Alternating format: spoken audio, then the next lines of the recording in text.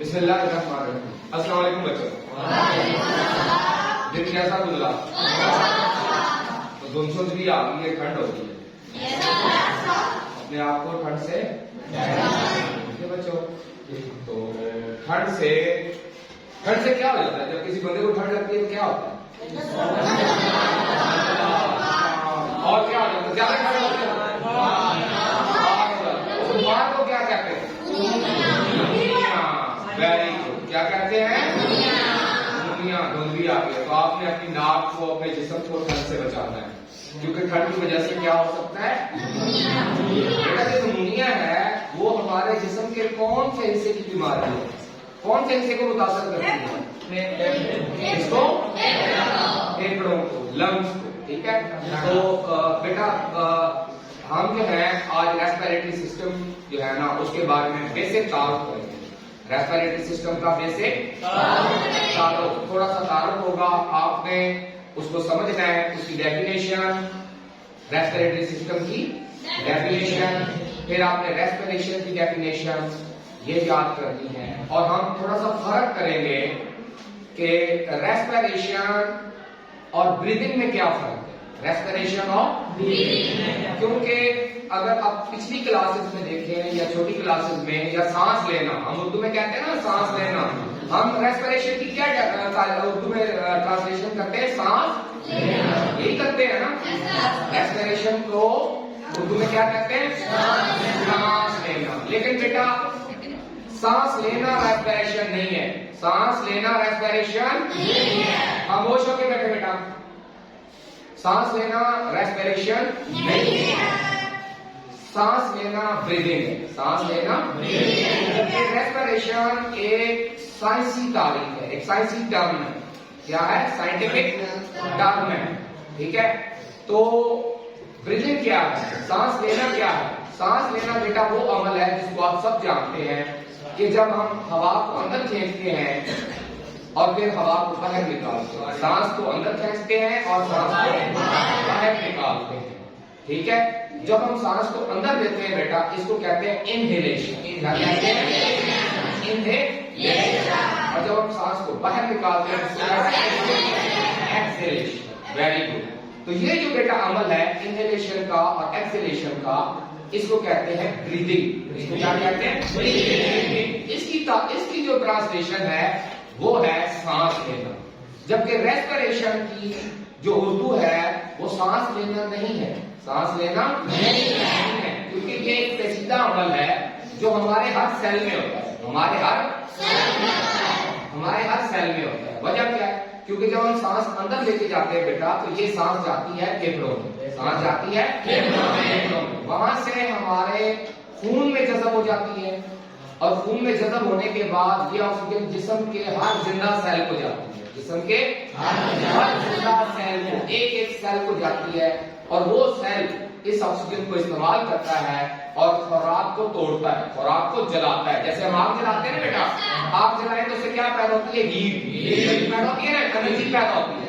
तो इसी तरह बेटा जो रेस्पिरेशन का अमल है उसके दौरान भी एनर्जी पैदा होती है। उसके दौरान भी जो हम मुख्तलिफ काम कर रहे होते हैं, हम बोल रहे हैं, हम चल रहे हैं, हम काम कर रहे हैं, इसके लिए जो तवानाई हमें चाहिए है वो रेस्पिरेशन के अमल से मिलती है। ये ऐसा अमल है जिसमें एनर्जी प्रोड्यूस होती है, तवानाई प्रोड्यूस होती है। ठीक है बेटा। और ये जो एनर्जी है बेटा, ये एनर्जी हम मुख्तलिफ कामों में इस्तेमाल करते हैं। और जब हमारे जिस्म में रेस्पिरेशन का अमल होता है, ग्लूकोज आप जानते हैं, ग्लूकोज का फार्मूला है C6H12, पढ़ाया है ना? उसमें 6 कार्बन है, 12 हाइड्रोजन है और 6 ऑक्सीजन। तो जब रेस्पिरेशन के जरिए हम इसको तोड़ते हैं ग्लूकोज को, तो जब हम ग्लूकोज को तोड़ेंगे तो वो छोटे मॉलिक्यूल्स में टूट जाता है। अवैध इधर तवज्जो दे। तो वो छोटे मॉलिक्यूल्स में टूट जाता है।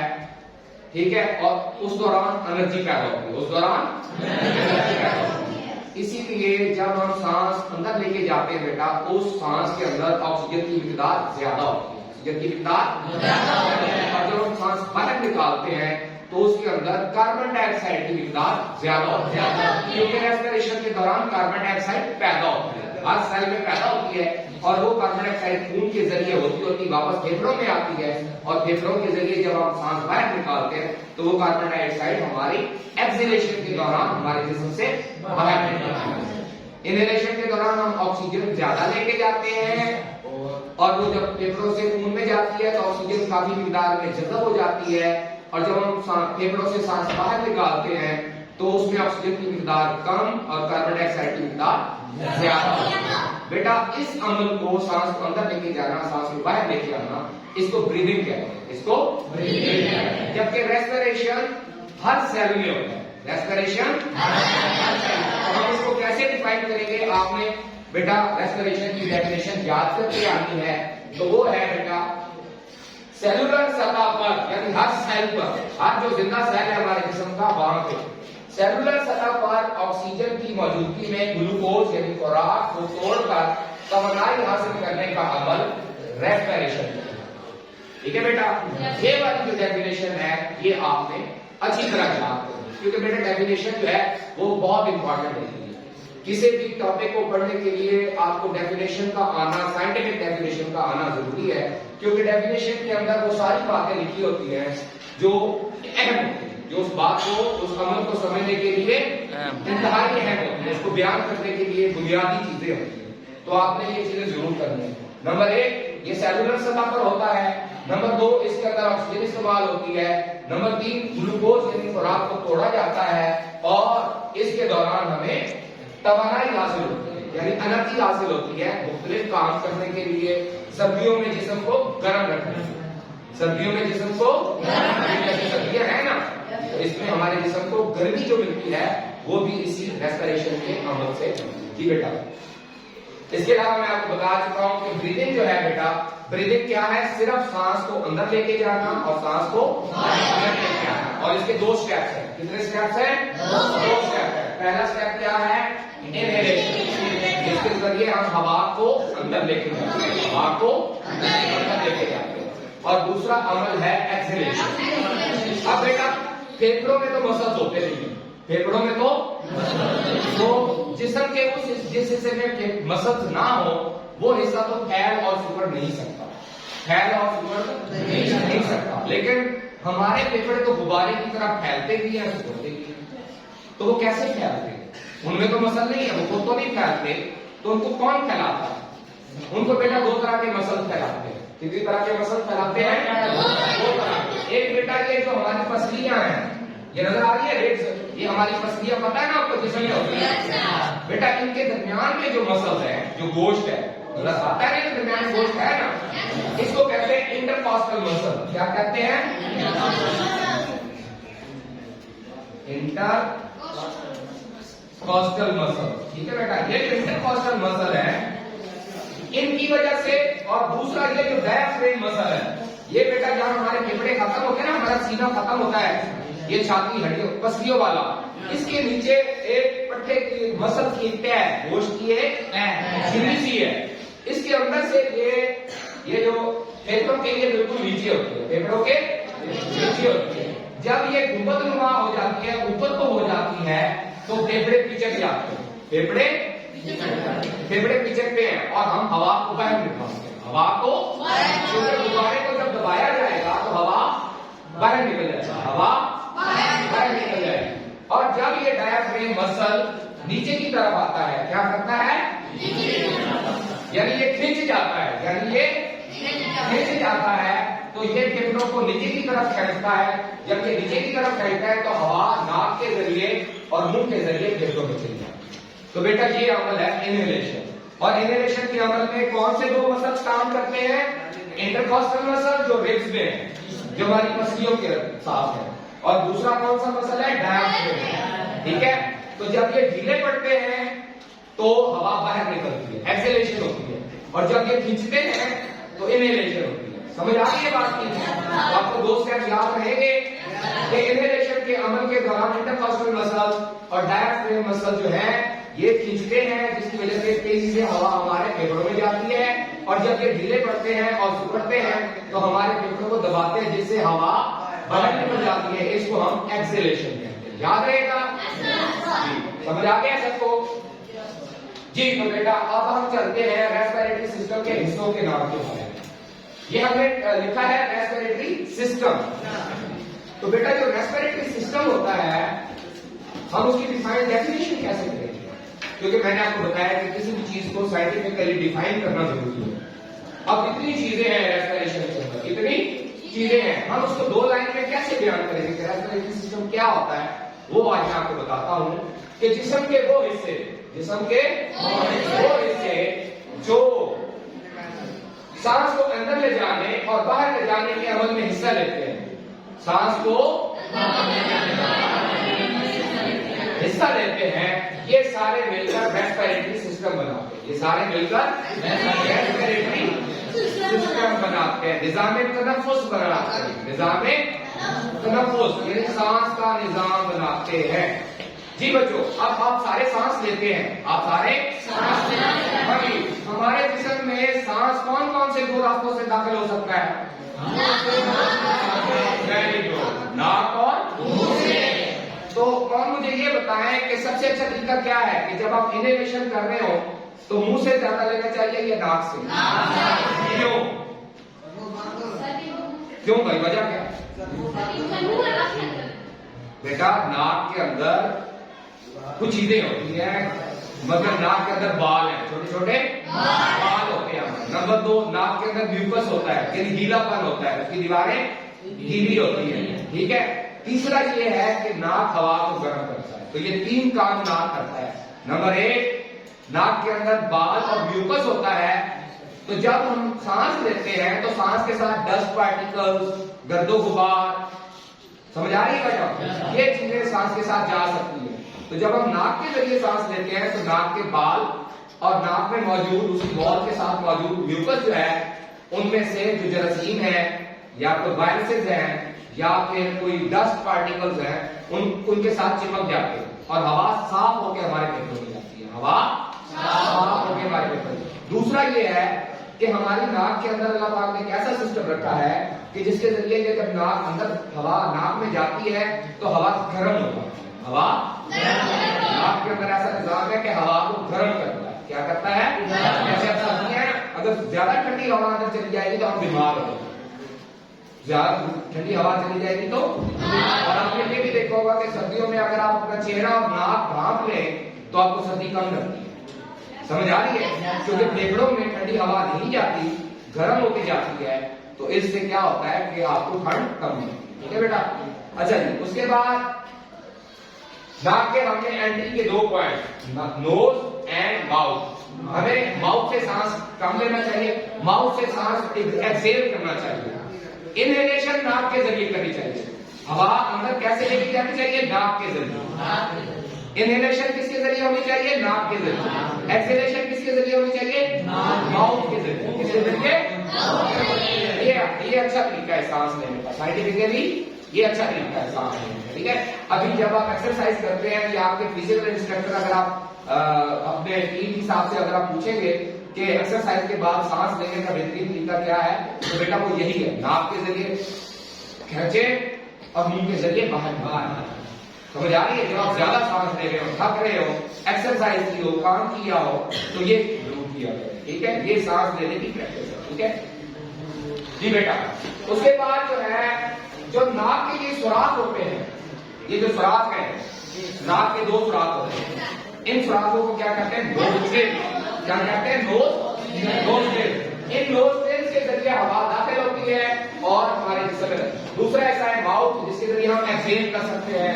इसके अलावा जब नाक के जरिए हवा दाखिल होती है, बेटा इधर समझोगे, जब नाक के जरिए हवा दाखिल होती है तो वो पहले कहाँ जाती है? फेरेंक्स। कहाँ जाती है? फेरेंक्स। बेटा फेरेंक्स एक ऐसी जगह है जहां पे खुराक की नाली भी खुल रही है। कौन सी नाली खुल रही है? और सांस की नाली भी खुल रही है। खुराक की नाली भी खुल रही है और सांस की नाली भी खुल रही है। अब दोनों बेटा नालियां खुली हुई है। अगली साइड पे है सांस की नाली, अगली साइड पे है ये जो बगल में नजर आ रही है फ्रंट साइड पे, ये सांस की नाली है। इसके पीछे खुराक की नाली है, उसको कहते हैं एसोफेगस। क्या कहते हैं? तो बेटा अब तो मसला हो गया है, 2 नालियां खुल रही हैं, अगर हम खुराक खाते हैं तो सांस की नाली में क्यों नहीं जाती? उसकी वजह है क्योंकि जहां पे पेरेंट्स होता है, पेरेंट्स पे यहाँ पे ढकना होता है, पेरेंट्स पे यहाँ पे एक ढकना लगा होता है, उसको कहते हैं एपिग्लॉटिस। क्या कहते हैं? एपिग्लॉटिस। तो जब हम कोई चीज खा रहे होते हैं या पी रहे होते हैं तो एपिग्लॉटिस उसको ढांप लेता है। एपिग्लॉटिस सांस की नाली को ढांप लेता है, जिसकी वजह से खुराक जो है वो एपिग्लॉटिस से होती हुई पीछे खुराक की नाली में चली जाती है और सांस की नाली में नहीं जाती। तो ये जो हमारे सांस की नाली के ऊपर जो ढकना होता है इसको क्या कहते हैं? एपिग्लॉटिस। ठीक है, तो ये उसके बाद बेटा जो हिस्सा आता है वो होता है लेरिंक्स। वो कौन सा हिस्सा है? ये बेटा वो जगह है, ये जो थोड़ी सी उभरी होती है, मर्दों के अंदर थोड़ी सी उभरी होती है, इसको कहते हैं लेरिंक्स। बेटा इसको साउंड बॉक्स भी कहते हैं। साउंड का मैंने क्या है? आवाज। क्या है? कि वो जगह है जहाँ पे आवाज पैदा होती है, जहाँ से आवाज पैदा होती है। तो ये हमारा आवाज पैदा करने का आला है। लैरिंक्स के अंदर बेटा पर्दे होते हैं, एक पर्दा सा होता है। जब हम बोलते हैं तो हम फेफड़ों से हवा निकालते हैं, फेफड़ों से हवा निकालते हैं, और जब वो हवा उन पर्दों से टकराती है तो आवाज आती है। आपने कभी देखा आप बारीक सा कागज लेते हैं और ऐसे मारते तो आवाज निकलती है ना? ऐसा कोई कागज पड़ा है यहाँ पे? चलिए ये ले लेते हैं क्लास में। तो बाल का आपने देखा होगा, निकलती है ना बेटा? निकल रही है ना बात? निकल रही है ना? तो जब कोई बारीक पर्दा होता है और उसमें से हवा निकलती है तो वो पर्दा क्या करता है? वाइब्रेट करता है। क्या करता है? हिलता है। तो जब कोई चीज हिलती है, वाइब्रेट करती है तो आवाज पैदा होती है। तो वो जो पर्दे हैं जो हिलते हैं उनको कहते हैं वोकल कॉर्ड्स। क्या कहते हैं? Vocal cords. तो बेटा वोकल कॉर्ड्स की कैसे शक्ल होगी अभी आप देखें। वोकल कॉर्ड्स मैं कोशिश करता हूँ बनाने की, बातें नहीं करनी। ये अगर आपका ऐसे है तो बेटा यहाँ पे ये पर्दे हैं, यहाँ पे ये पर्दा है, और ये पर्दा दरमियान में से इसमें झिल्ली सी होती है, दरमियान में से दराड़ होती है, दरमियान में से इसमें से हवा आती जाती है, इसमें से हवा आती जाती है। ठीक है, अब ये जो पर्दा है इसको कहते हैं वोकल कॉर्ड। क्या कहते हैं? Vocal cord. तो बेटा जब हम बोलते हैं तो सांस को ऊपर को खींचते हैं, जिसकी वजह से ये पर्दा वाइब्रेट करने से साउंड पैदा होती है। ठीक है, इसी से हम बोलते हैं। तमाम जानवर जो बोलते हैं साउंड पैदा करते हैं तो वो इसी पर्दे वोकल कॉर्ड से करते हैं। और जिस ऑर्गन से ये काम हो रहा है उस ऑर्गन को क्या कहते हैं? लेरिंक्स। उस ऑर्गन को क्या कहते हैं? लेरिंक्स। ठीक है बेटा, लेरिंक्स के बाद जो ऑर्गन आता है उसको कहते हैं ट्रैकिया। उसको क्या कहते हैं? उसको सांस की नाली भी कहते हैं। उसको क्या कहते हैं? सांस की नाली भी कहते हैं। बेटा सांस की नाली जो है ये पाइप की तरह खुली रहती है, पाइप की तरह खुली रहती है, क्योंकि इसके अंदर सॉफ्ट किस्म की बोन्स होती है जिनको कार्टिलेज कहते हैं। किस बोन से बनी होती है? ये जिससे आपका कान बना हुआ है, जिससे आपका कान को उन्होंने तो फिर सीधा हो जाता है ना रबड़ की तरह। तो ये जो नरम हड्डी होती है इसको कहते हैं कार्टिलेज। इसको क्या कहते हैं? हमारे जो ट्रैकिया है इसके अंदर कार्टिलेज की सी शक्ल की, कौन सी शक्ल की? ऐसे सी शक्ल की बनाई है ना मैंने, ऐसे ही सी शक्ल की कार्टिलेज बोन्स होती है, ऐसे ही सी शक्ल की कार्टिलेज। इधर से कौन बातें कर रहा है? आवाज ना, अब आवाज ना बेटा, डिस्टर्बेंस होती है, इधर तवज्जो दो जी। सी शक्ल की कार्टिलेज बोन्स होती है जो कि हमारे ट्रैकिया को खुला रखती है। हम सो भी जाए तो हमारे ट्रैकिया को खुला रखती है, सो भी जाए तो बस जो ना भी करे तो हमारी सांस चलती रहती है। तो अल्लाह पाक से ये निजाम रखा है कि सांस की नाली को खुला रखने के लिए उसके अंदर सी शक्ल की कार्टिलेज की जो है ना बोन्स रखी है, जिनके जरिए ये हमारा जो ट्रैकिया है ये खुला रहता है। तो बेटा ट्रैकिया जो ही हमारी चेस्ट में आता है, जो ही हमारे सीने में आता है तो वो दो शाखों में तकसीम हो जाता है। कितनी शाखों में तकसीम हो जाता है? दो शाखों में। बेटा ये जो दो शाखें इनमें से हर एक को कहते हैं ब्रोंकस। किसी एक को क्या कहते हैं? ब्रोंकस। और दोनों को मिला के क्या कहेंगे? जमा के सीधे में ब्रोंकाई। क्या कहेंगे? ब्रोंकाई।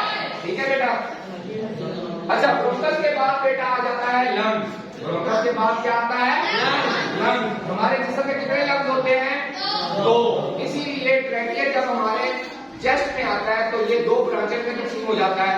एक लेफ्ट लंग में चली जाती है, एक राइट लंग में चली जाती है, और इनको हम कहते हैं ब्रोंकाई। इन ब्रांचेस को क्या कहते हैं? ब्रोंकाई। ठीक है बेटा। अब ये जो हिस्से हैं, ये lungs, bronchi, trachea, larynx, pharynx, mouth, nostrils, epiglottis, ये सारे मिलकर बनाते हैं बेटा रेस्पिरेटरी सिस्टम। ये क्या बनाते हैं? Respiratory system. अब उसकी डेफिनेशन है कि जिस्म के वो आज़ा जो ब्रीदिंग सिस्टम में हिस्सा लेते हैं, जो ब्रीदिंग सिस्टम में हिस्सा लेते हैं, रेस्पिरेटरी सिस्टम बनाते हैं, मिलकर रेस्पिरेटरी सिस्टम बनाते हैं।